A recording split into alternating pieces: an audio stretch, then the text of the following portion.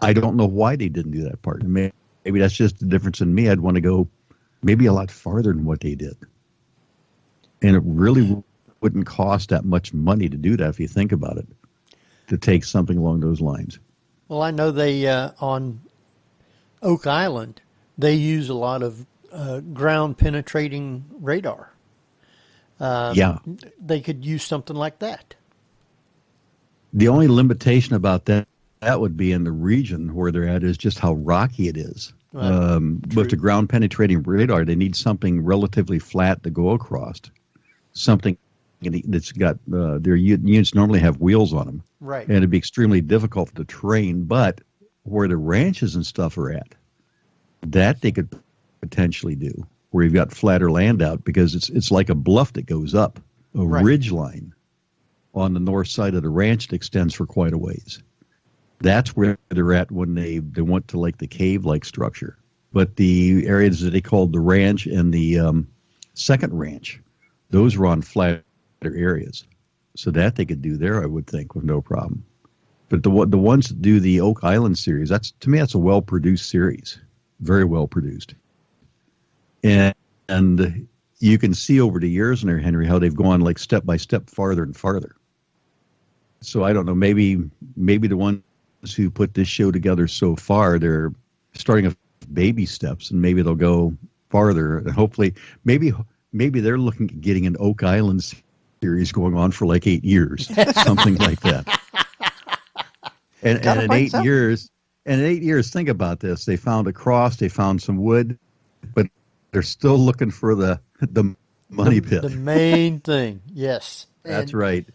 Think of all the money that they've used to have that big drilling equipment come in. Now, I know. I seriously doubt if they spent that much on Skinwalker. No. Right now, since this show is kind of like its first season, it's just kind of like, I think, baby steps. Where, okay, we've got this room set up. We've got some 55-inch monitors in there. And if you think about it, you can buy 55-inch TV monitors now fairly cheap. Yeah. They've got some software and stuff in there. They've got their camera setups. But it's not like you say, it's not like they've brought in who knows how many $100,000 digging equipment one time, much less multiple times. Well, I think that's also the new units they've owner. had. Sorry. Go ahead. No, go ahead. I was saying, I think it's the new owner who's also the millionaire who's funding that aspect. The show itself, I think, are just a few cameramen off to the side making it look like a found footage documentary or so. Yeah, he's the one that's funding stuff. And what I saw is he's got, I guess, a fair amount of money. I don't know exactly how much. It's like a CEO or something. Well, he owns his own like real estate group in the real estate. And they said that one of the people that came in and interviewed him was like Vice, one of the websites. They came in to do a thing on the ranch, and they were flown in on his own private helicopter. Nice. So he flew him in his own helicopter. They did the tour around the ranch, the whole 9 yards, and they could see that he's got some money behind him. But the thing about the Oak Island guys is they also pulled in a lot of resources, I think, that want to get their name out there. And you've got these other groups just kind of like jumping on board with the digging equipment, the ones putting the cores in, the ones doing the analysis of the materials. So they've got a lot of other people, but I guess you could say if this show probably catches on and they go into like season 2, season 3, they'll probably start extending the same way. Because let's say, look, we've been on 3 years now. We want to get some more expertise in. And I could see more people jumping on board then. Throwing more money into it. Yeah. Yeah, and which one's going to be brave enough to dig? Yeah. I mean, to me, it's an interesting show. So far, when I've seen, it's not bad. I'll be watching it each week. Yeah. And I'll be wishing, like we were joking around about, Henry, that I was out there. Because I'd also like to see what they're talking about with the UFOs, because I did find a website, Barbara, where they had a 24-hour feed, was it? But it wasn't like it's a continuous live streaming feed of the region.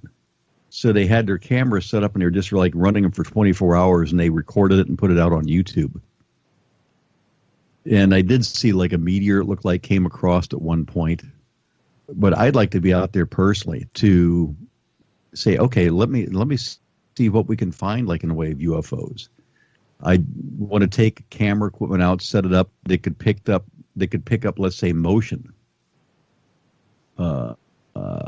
like something moving across the screen, sensitive enough, and then just record it and see what happens. I'd also like to watch their equipment too. Check out the equipment they've got. See what it looks like. See how sensitive it is. Look at a bandwidth. Look at all the above, and see what other ways you could even enhance that even more. I'd like to go out there. Oh, we do have a question about George Knapp, because he also co-wrote a book on Skinwalker. For Skinwalker with Colm. Right, Colm Kelleher. Yeah. So he's also doing a lot of MUFON work, I understand, or speaks with MUFON conferences. And do you think that Skinwalker warrants that kind of view? Do you think it's worth the effort to go out there, or do you think that some of this is just man-made? That's why I would like to go out myself, because I'm one of those people that I want to put the boots on the ground myself and find out. Because you'll have different ones who can make things sound really, really great. But the skeptic side of it comes out and says, okay, let's look at things from a skeptical point of view too. And let's be hesitant. Let's just don't jump all on board and say, yeah, there's a lot of paranormal activity out there. I want to really look to see if there's a true known explanation behind some of this stuff. Because what if, when they're talking about those unusual like radio signals popping up periodically, what if you find out that there's oil well equipment 20 miles from there that, let's say, have to send out reports every so often that let's say the equipment is just working, that there's maybe computers there that's hooked up to it of some sort that says, okay, yes, we're functioning, we turned on, and we pumped for this long, then we shut off. What if there's something along those lines that they're picking up? Now, they said that they're also picking up extremely high things. And then they're going into like microwaves that could be damaging, like standing in front of a microwave with the door open. And that was, but that again, was I up want on to know that. more details of exactly what they're describing, when you talk about that. That was up on that plateau that they was getting that. Yeah, when he talked about, okay, it was putting on enough power, it was like standing in front of a microwave oven open. Right. To me, it's kind of a vague comment, Well, yeah, the guy's an astrophysicist, so one would think he knew what he was talking about. So maybe he was trying to, play it down a little bit. Yeah, he was one, if I remember right now, they ran a show, I forget how many years ago, Barbara, out of Alabama, where a lot of the space program stuff is being developed at, the rockets and stuff. And I'm wanting to think that's where he was at. I saw him on a show from that region where they were getting into, like, was it homemade rockets or something like that? It could be, but he's also been on Oak Island. Okay. I couldn't remember him from Oak Island, but I do remember him from one of the other shows.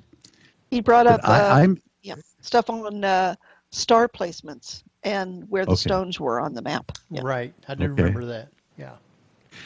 I got a question from the chat room, and it's from Tabby, and she wanted to know, do you think it could have been heat lightning seen at the ranch and not possible UFO activity? That's possible, and that's why one of the things that they didn't talk about is what the weather conditions were like on that given night. That's one of the things I do when I pull my reports for UFOs. I go back and I look at weather conditions. I look at for aircraft. I look for satellites. And it's just like a checklist I always go down through. And I'd want to eliminate that. And also, one of the things I wanted to see is, are there areas close enough that maybe they could have picked up some other flashing light of some sort from the region? Now, I'm not saying it is by any means, but what if you found out that there's like a beacon for an airport that would occasionally flash around through that area that they could pick up? So you want to make sure you eliminate basically all the potential knowns. Well, when I saw the clip, sorry. Oh, go ahead. I must be a lag, so it's when I try and speak. When I was watching that clip, and they were like, "Oh, there's lightning. It's sort of like lightning without lightning bolts." And I'm thinking, what? You people have never heard of heat lightning? Because I grew up in New Jersey, and we had heat lightning a lot. Yeah, and I think that's where they take some, I'll just say liberties, and they kind of enhance maybe what's going on. The Zach Baggins effect. Yeah, and that's why probably I wouldn't make it on some of these TV shows, because I would be more blunt, you know. It's heat lightning, dummy. Give me a freaking break. Man. Considering they have breathing apparatus for going into caves and such, I'm surprised, you know, they're like, he goes like, what, 2 feet? And you're like, oh, I feel dizzy. I'm like, seriously, 2 feet? You couldn't have gone 3 or 5 feet and now you're already dizzy? Come on. I'd be, you know, climbing down there like a spider monkey myself. But I would prefer, like they were saying, you know, they're surprised little toxic gases sometimes. So I'm like, just give me some kind of breathing apparatus and off I go. I'll keep in touch. You're right. And that you didn't see done either. And well, one thing I found with that is they were measuring oxygen levels, yes. And the oxygen levels were normal. But they weren't measuring for anything else. They didn't have a Draeger tube down there. They weren't measuring for any other known gases? I guess would be neurotoxins. Yeah, that gases would be what or would anything. happen. Yeah. So, who's got the canary? Yeah. Yeah. And the other thing is you've probably known somebody, and I'm not saying that the engineers like this, but you know some people out there that you could probably tell them over and over again and psych them right out. And they would get them to the point that the minute they start going down that hole, they're already getting symptoms of something happening when there may be nothing down there whatsoever. You can feed suggestions into people like that, yeah. Oh, yeah. I used to have a boss like that we used to play games with once in a while, me and a buddy. And it was kind of cold, but on the other hand, it was kind of funny that we would start talking about a certain illness. And, so-and-so looks sick. Dave looks really sick, you know. You go over and talk to Dave. Dave looks sick. I think he's been throwing up all morning long, you know. And he goes walking over to my buddy Dave, and the boss can't see me, but I'm motioning to Dave that, like, hey, Dave, act like you're getting sick, like you're throwing up, you know. And Dave says, man, my stomach. He starts going to stomach, and he starts and I start giving him all this body language on what to do.